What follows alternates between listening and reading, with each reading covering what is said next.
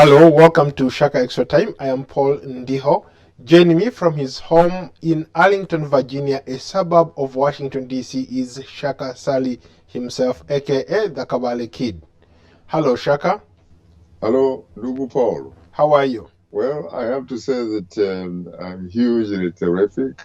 As you know, it was extremely cold today.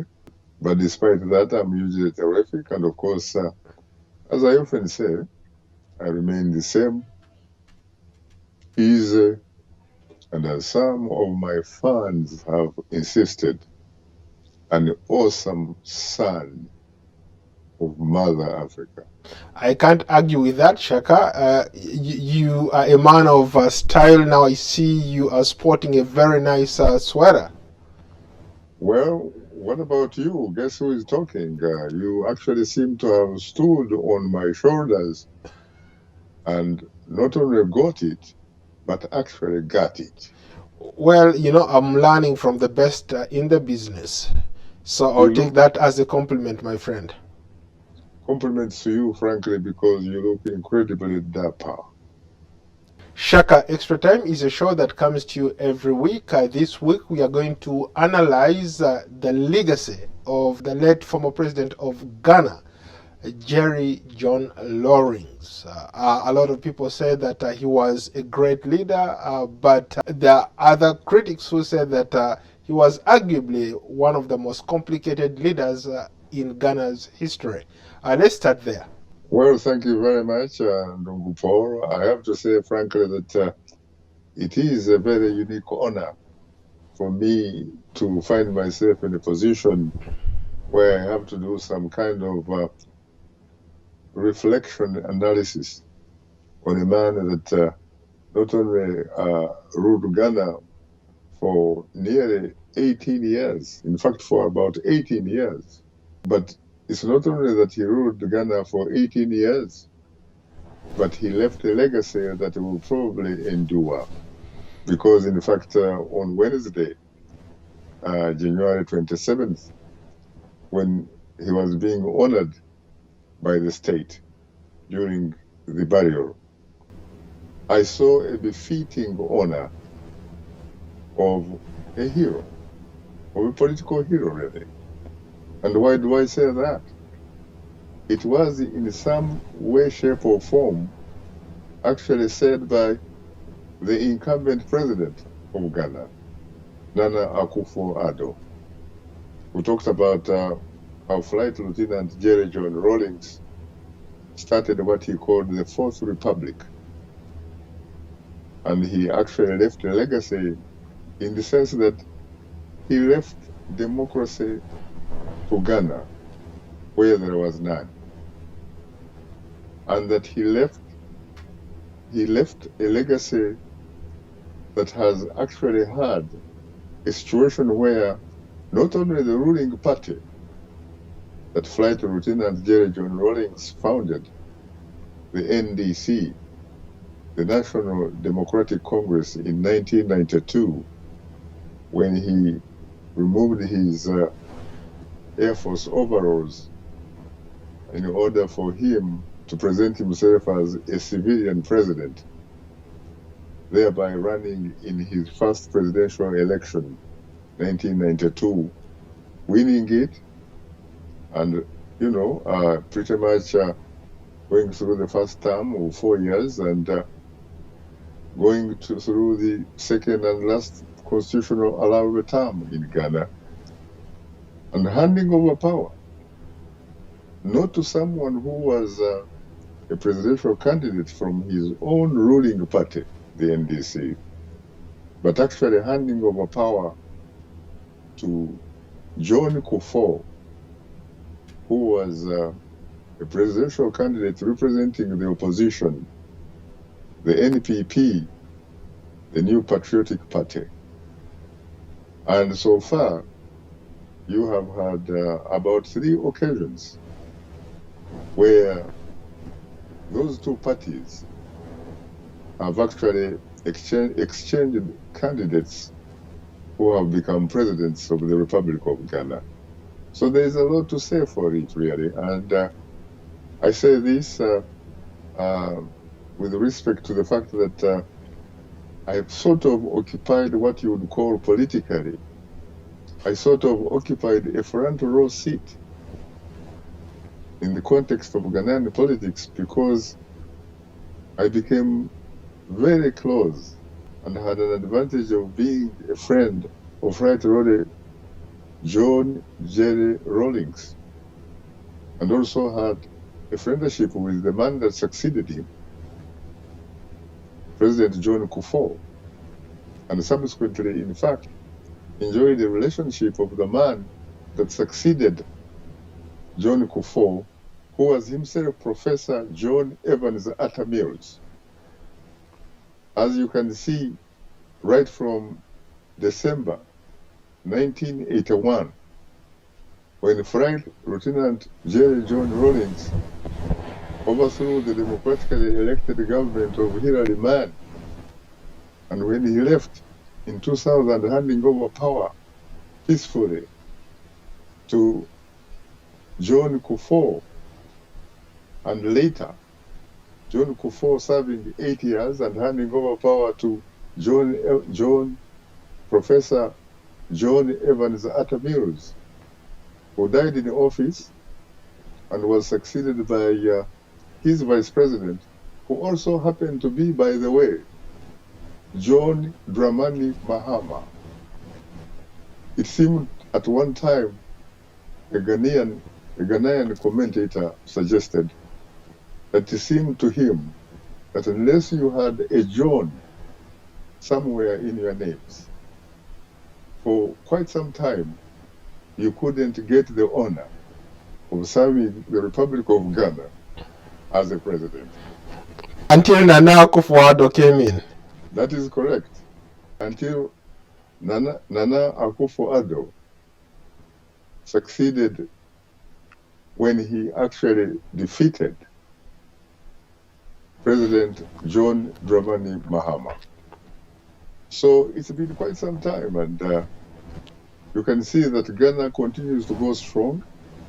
It continues to be challenged by democracy and what have you, but it has endured. And Ghana is clearly one of those countries on the African continent that you could quite possibly describe as one of the beacons of democracy on the continent. I could not agree more, Shaka. I watched some of those proceedings very, very closely, and one of the statements that struck a chord with me was a statement made by the current president, Nana Akufo-Addo, describing Rawlings as a charismatic and fearless leader. What did he mean exactly by those words? Talking about charismatic and fearless leader, I sincerely think that you and I have had the privilege of at least experiencing and seeing at work the charisma that is exuded by the late Flight Lieutenant Jerry John Rawlings. You remember each time he came here in Washington, we would go out and exchange social amenities. He would buy himself, interestingly, despite the fact that he had a very, comfortable retirement kind of like package, he would actually ask us where he could buy telephone cards so that he could make some telephone calls in a manner that would be subsidized. He was not the kind of person, he said, who really wanted to kind of like exploit the ordinary Ghanaian who was paying or contributing to his, his retirement package.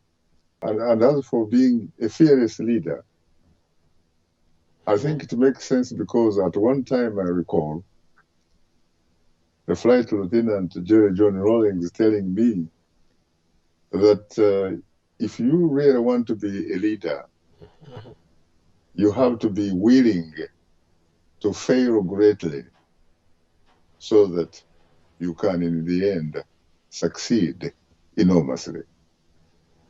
He was the type of person who believed in sacrifice, in service, but also never hesitated to take risks whenever he thought that those risks reflected what he thought was in the context of the national Ghanaian security priorities. Earlier, I was doing some background research, and I came across a very interesting piece written by Jeffrey Hines. He's a professor emeritus of political science and coordinator of government and international studies at London Metropolitan University. He said he did a whole PhD on Ghana and John Rawlings. But the one thing that struck him, by the time he finished the PhD, he was still confused as to why a certain segment of the population of Ghana, like 50%, supported Jerry Rawlings. They were diehards of Jerry Rawlings. And another segment of society disliked him. And to his death, it was still true as maybe 30 years ago. What made Jerry Rawlings stand out? I think that for the most part, as we said, he was remarkably charismatic.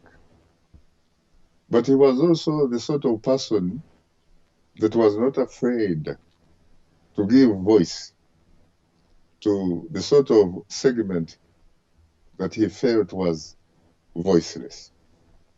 And as such, through working with him downtown Accra, interviewing him, for example, the last time at the Kwame Nkrumah Mausoleum, I could see ordinary people flocking around us, shouting, Jerry, Jerry, Jerry. And he would get pumped up. And he would start, basically shouting with them. But at the same time, he was the kind of person that did not make people who consider themselves to be the Ghanaian elite comfortable. He did not seem to really have time for them. And in turn, they also returned that favor. They did not seem to feel comfortable with him because he was always sort of making them responsible for all the crimes, for all the problems that the Republic of Ghana had experienced. He had always talked about their greed. He was a man, first and foremost, who believed and probably introduced, and some people will in fact corroborate that his Flight Lieutenant Jerry John Rawlings, who may have in fact introduced accountability and probity. And don't forget also, by the way, when he was released in 1979 in the coup led by Major Bwachijani, that time there were so many senior military officers, some who had actually served as military heads of state, who were publicly executed. And those people have relatives. Those people had supporters. Those people have never forgiven him for what they say he had the audacity to take their loved one's life. Even though, in fairness to Flight Lieutenant Jerry John Rawlings, he's on record saying that by the time he was released from prison, the leaders of that very coup, successful coup, especially the young officers and especially the non-commissioned officers, had made a decision as to the fate of people like Colonel Achimpong, for example. Yeah, I remember the daughter of Achemponga when he was in Chicago standing up to him and saying that you killed my father, Hmm. protesting at an event that Jerry Rawlings was addressing in Chicago a couple years Yes, ago. yes. People like Brigadier General Akwasi Afrifa, the man who in fact had led a coup that overthrew the Osagefo, Dr. Kwame Nkrumah, in 1966. And of course, you did even have the current president's father, Mhm. who had served as president, who was among those who were killed. So you had actually people and millions of people who were either related or supported those people who had been killed and who had been presented really as sacrifices of the then revolution of Ghana. Yes, he was the kind of person that, was controversial. But one thing is very clear. Knowing the little I knew about him, this was a man in Gupor, for example, who had absolutely no vanity. He is the sort of person who probably smelled corruption. He did not like money. He once told me in his Accra office that when he tried to become a politician, a civilian politician, there was a company or some people who contributed toward his campaign. They contributed as I think it was $1 million, US dollars. He said he did not even know where he had put that check. So in fact, eventually he told them that they should in fact contact the appropriate bank so that the contribution could be cancelled. This is a man who took power when he was a flight lieutenant, an Air Force flight lieutenant. Nugupor is the equivalent of the rank that your father carried, captain, in the army. This man never, unlike most of his colleagues who used to lead military coups and seize power, in the case of Master Sergeant Doe of Liberia, My man.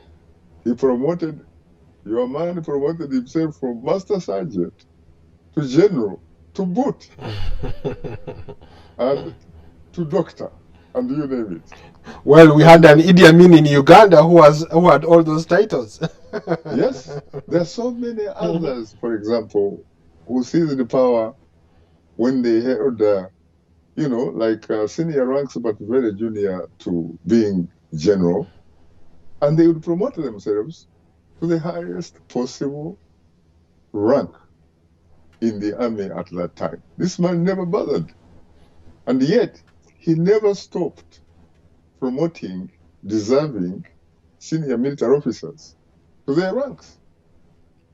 He actually had generals in the army. And he was not, he didn't care about whether they had, they were above him in terms of seniority in the military and what have you. He just promoted them. But of course, there was one consolation. He was the president, and he was the commander-in-chief of the Ghanaian armed forces. So despite the fact that they were generals, they still had to salute their commander-in-chief. So that was the kind of enigma that was Jerry John Rawlings. You know, Shaka, you brought up a very interesting example here of the current president and the fate of his father. Was one of those people killed during John Rawlings, regime. It's interesting that so many years later, the same president whose father was killed by forces loyal to Jerry Rawlings uh, gives him a befitting send-off of a former president of the Republic of Ghana. I think that President Nana Akufo-Addo felt that it was the best political thing to do. Because, first of all, by doing what he did, he pretty much helps to consolidate the unity of the people of the Republic of Ghana. And it's also a good thing for Africa. You're also celebrating a guy, by the way, who was fiercely a Pan-Africanist. He was the sort of guy, for example, who named his son, his only son, he named him after the great Kenyan anti-colonialist warrior, Dedan Kimathi, during what is known as the Mau Mau uprising.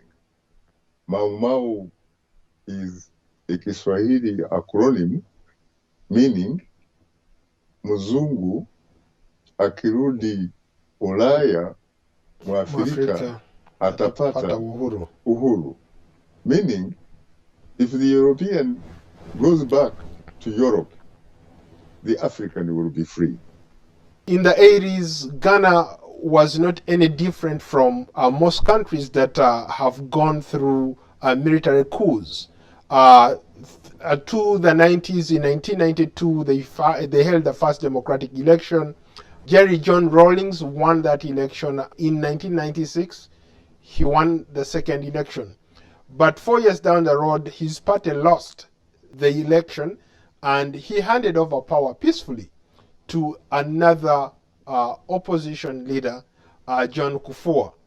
There are a lot of leaders on the continent who came in by the same means, who overthrew their governments and took over power by force, but they have since then refused to cede power. What kind of lessons can we learn from the act of Jerry Rawlings ceding power to the opposition and saying, you know what, our party has lost, we agreed, these were the rules of the game, I'm not going back to the drawing board to change the rules of the game. You won fair and square, and here are the keys to the State House. I think you are quite correct in the sense that he is a remarkably unique individual leader